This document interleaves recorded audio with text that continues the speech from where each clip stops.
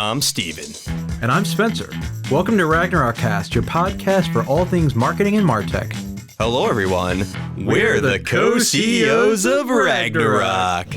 Hi there, I'm Spencer. Hi there, I'm Melanie Zippe. I'm a strategist here at Ragnarok. I'm filling in for Steven today. I'm going to take my cool sunglasses off because I cannot see anything at all, but I just wanted to show them off for those of you who are viewing today. I just ordered them from gooder.com. This is not a paid ad, but, pretty cool. Highly recommend. All right. So today we have a special guest with us. Well, we have a special co-host, Melanie, filling in for Steven, who's on paternity leave. And we have Jace, our friend from Digioh. And also, actually, Kat, I mean, you're here too. You know, we should shout out Kat and Salem here before we get started. Hi. I don't know, Salem, if you could access the mic, but she's there. She's like, don't talk to me. She's waving at me. I'll pass it on in proxy. All right. Here is today's prompt. I'm going to read it in 3, 2, 1. Data capture sounds a little sketchy without giving any context, but when it comes down to it, it's how we create customized experiences for users. It's like a little private personal shopper living in the interwebs, picking out what skincare routine is best for you. We're here with our friend Jace from Digioh. We've talked about this platform briefly in a previous episode, but now you can hear it from the experts themselves on how we can make data capture a fun and interactive experience for our customers. Hi, Jace. Want to tell the people a little bit about yourself? Yeah, hi, I'm Jace Farran. I'm the head of marketing at Digioh. I was previously the head of design over at Digioh. And I feel like that experience is actually really great to give me insight into, working directly with customers and kind of their needs.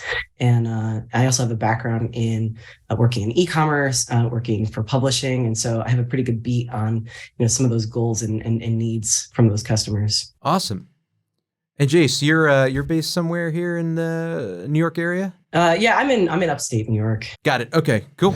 Question number 1. Before we get into the how of the conversation, tell us a little bit more about Digioh itself. Yeah, so Digioh's been around for 12 years now. It's funny, people ask me, what do you do for work? And I think when I started working with Digioh, I actually worked with Digioh as a freelancer like years and years ago. So I've been with the company a long time. I had a hard time kind of explaining. I was like, I don't know, do you know when you go to a website and there's a pop-up and it's kind of annoying? We make those, but they're less annoying. It was kind of how I framed it. And over time, I got to really understand that it's what we do is anytime you have any kind of interaction on a website where you're, answering a question or you're getting some feedback, it's, we're involved in that. So if you're taking a quiz or, signing up for, to get a deal and entering your email, we're involved in kind of facilitating that transfer of data to get value. It's pretty exciting because I think that, the way that we approach that sort of as a team is, we're all really creative people and we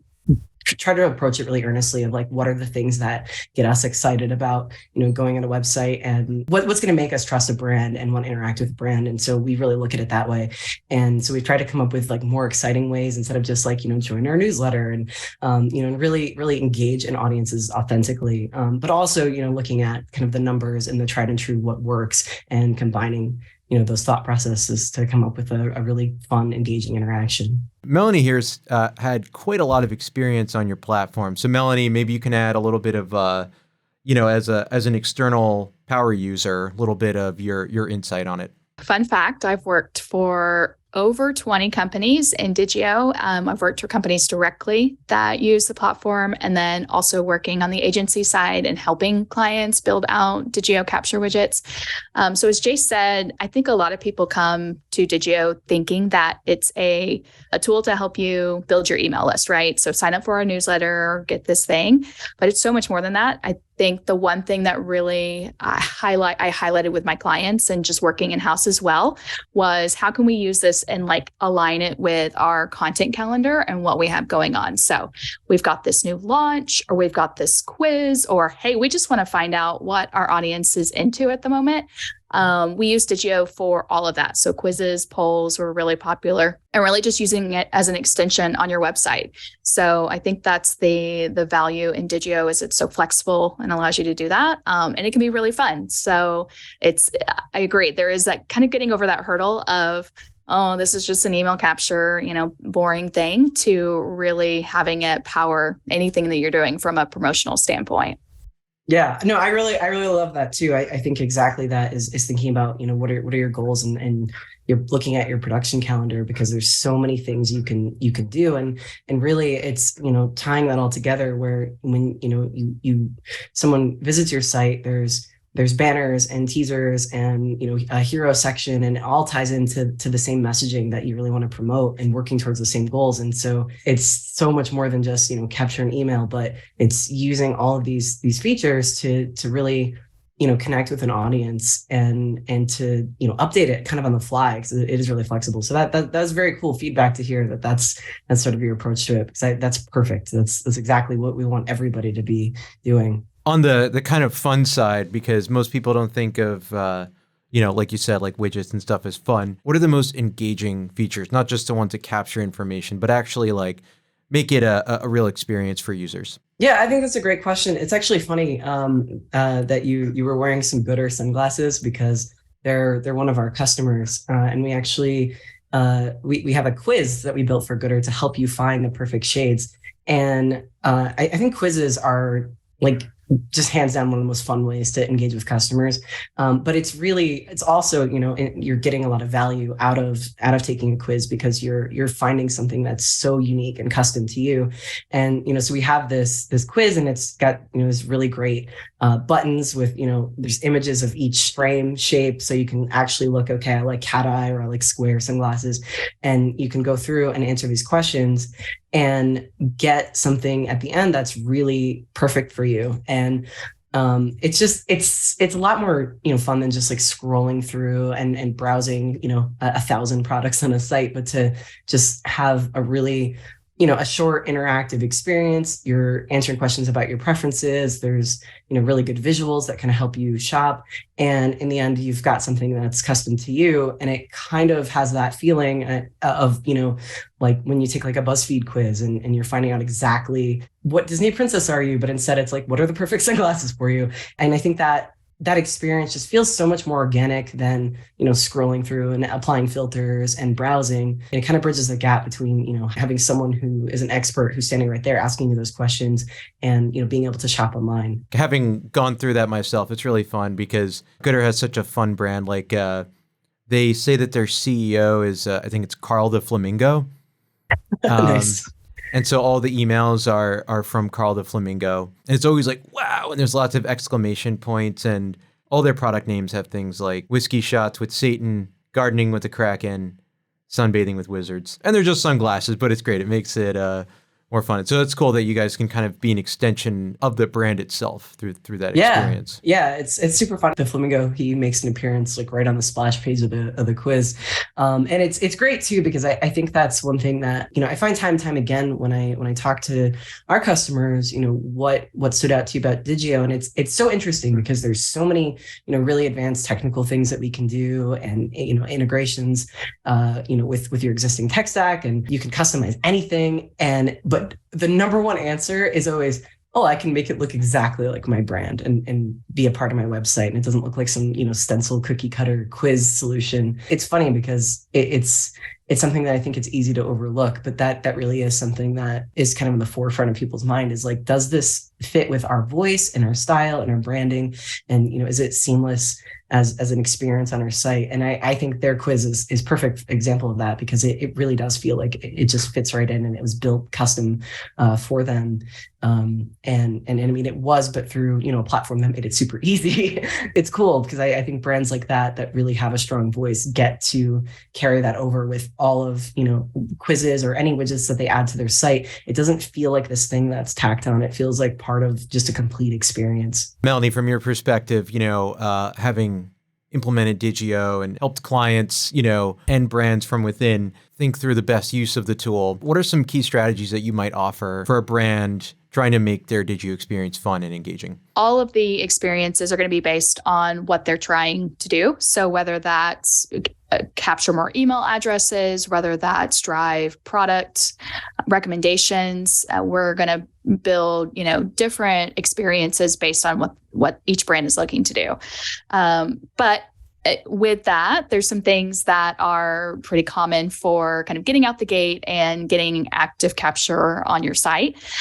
So as Jace mentioned, quizzes are a great way to engage without being super quote unquote salesy or overly promotional. They're a great way to garnish those email addresses too, because you've asked for, or you've gone through this experience. You are now wanting to know what your foundation match is, or what board shorts you should be wearing this summer. I'm going to provide my email to then get those recommendations. So it's a nice organic way to get people into your audience without being overly promotional.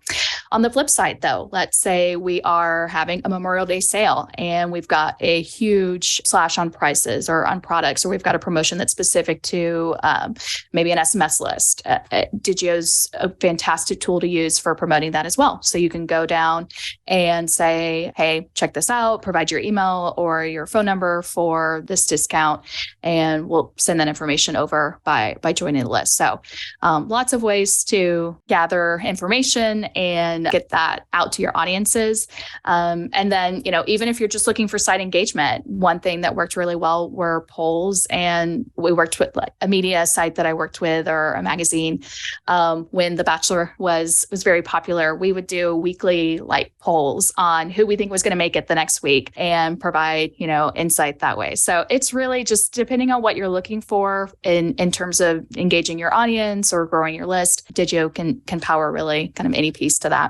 Damn, are you a Digioh salesperson or what? Maybe. It sounds like it.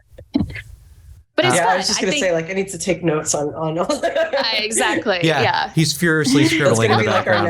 our next. Put it in the PowerPoint, guys. Deck. Yeah, exactly. That was extremely well said, and I think that's really the key to it is ways you can kind of engage with people and make it interactive, and I think small tweaks too. Instead of just sign up for our email list, or, here we'll give you 20% off, even doing a little thing like, having a pop-up that's like asking somebody, what kind of thing are you shopping for? I think an example we had recently was like a wedding dress site. And so it's like, are you the bride? Are you the, mother of the groom? Who are you in the wedding? What kind of dress are you looking for? And you answer the question, you get 20% off. And it's just a little bit more fun, right? To kind of interact. And you're collecting that data, which is really useful for your purposes and in order to, provide value as well to your customers. So, they're going to get better recommendations because a little bit more about them. But I think really just kind of having that personalization or that interactivity, doing things like, click here to reveal your deal, and, might get something different based on which one you choose. Anything you can do to kind of make it more interactive and engaging, I think it just gets people excited. And I think even something as simple as forms can be more fun, when you kind of approach them differently. And so we've seen a lot of the success with conversational forms, where instead of you're filling out your name, your address, and it's this wall of entry fields and your eyes are glazing over, we're asking you those questions kind of in bite-sized bits, like hey, where do you live, what kind of what are you looking for today, or and you kind of do it in more of a conversational way and break it up into like little bits of information at a time. It actually, even though if you were furiously typing, you could probably fill that out quicker.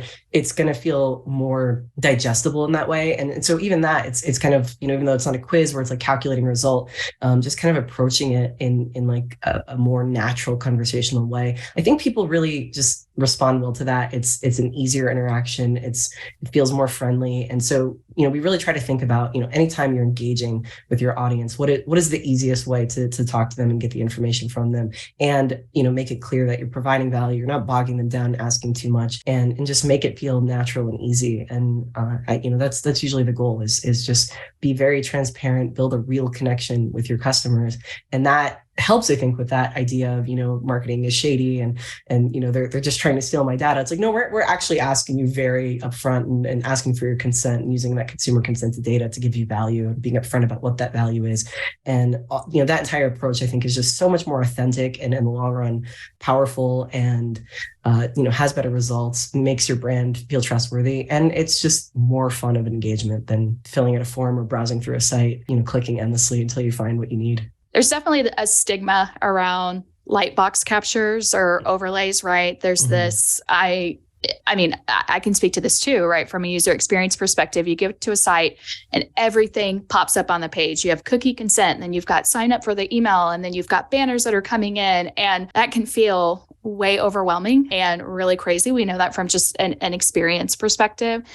So I liked what you said about just bite-sized pieces, and you can be a little bit more discreet about that, and also not scare away your audience with all of these things up front. I think there's this unique element also to browsing as well. So once somebody gets to a certain point in the, through their experience on your website, maybe show them a different experience based on what they're browsing, which could be really cool as well. So yeah, absolutely. So I have an important question for you, Jace, that we were pontificating on last time about Digioh when Stephen was here with me in the studio, which is the origin of the name. And I almost don't want to know what it is, because we were thinking maybe it's a combination of Digimon and Yu-Gi-Oh! Because Digimon, digital monsters, if any of you out there remember. I know exactly, yeah. Yu-Gi-Oh! Cards. So it just seems to fit really well together. So, I almost don't want to know if I'm wrong or not, but honestly, do you know do you have the history of the name? So I kind of do. As I mentioned, I've known Rishi, our CEO, for as long as Digio's been around, before Digio's been around. And I used to do freelance for him. And around the time Digioh was, coming up and it was still a concept, I do remember pitching some ideas for names. And I think, and I don't want to take credit, I think that might have been one of mine that I floated. And I was totally like that kid that was like watching, Digimon. And so I'm like, it had to be subconscious, right? That was in there. So I think, yes, that you're right. It's just like an anime weeb reference. I assume your first suggestion was jacesawesome.com, but I guess that one didn't go through. What's funny is Rishi actually had a website that was something like that. It was like Getting More Awesome way back then too. Oh, really? So it was like a marketing blog that he ran. I wonder if it still exists. That's a deep cut. Oh, we should search for it. Someone's going to look it up and find it. Probably hasn't been updated in like 15 years, but no, it probably was a name like that too. Okay, you know what? I'm just gonna keep talking about Rishi and Digioh, and we're gonna bait him on to get all the tea to get him in here. So next time we're gonna review his old blog posts and perfect. Love it. Be like, wow, man, this is rough. No, I'm just kidding. So I think we had maybe some preconceived notions about what capture maybe for your website, but after talking today, I hopefully shed some light on how this experience can be fun for your website, and really look at other ways to engage and capture your audience with fun tools. Awesome. Also, I completely blanked out because I'm messing with Salen in the background here, and I'm typing to her that she has to break dance before we can end the podcast. So she's shaking her head no emphatically. You can't see her, but she was real. I don't have anything after this, so I'm happy to wait for that. Okay, yeah. Should I turn the... No? Okay, fine. Next time. I'll keep working on it. So thanks, Jace, for coming in. Melanie, thank you for co-hosting. Lamo, Steven isn't here today, but you did a great job. I'm going to keep calling him Lame until he comes back because we miss him. For everyone out there, whether you're a viewer for the first time, thank you for watching me awkwardly. Visit our website, ragnarokmarketing.com, to learn more about Ragnarok and how to add Digioh to your tech stack. Don't forget to like, subscribe, what are all the other actions that one does on social media. I'm sort of blanking there. Applause and smiley face and brownie face, whatever. Share, yeah. Comment, share, and whatever. Do it. Subscribe to our email newsletter. Do it. I know Jay said that we shouldn't do that and just say that, but I am just going to come out and say it. Subscribe. There's very different content. Actually, it's pretty similar, but it's still pretty good. Check it out for more thought leadership. All right. Sailing off to you. Breakdance time.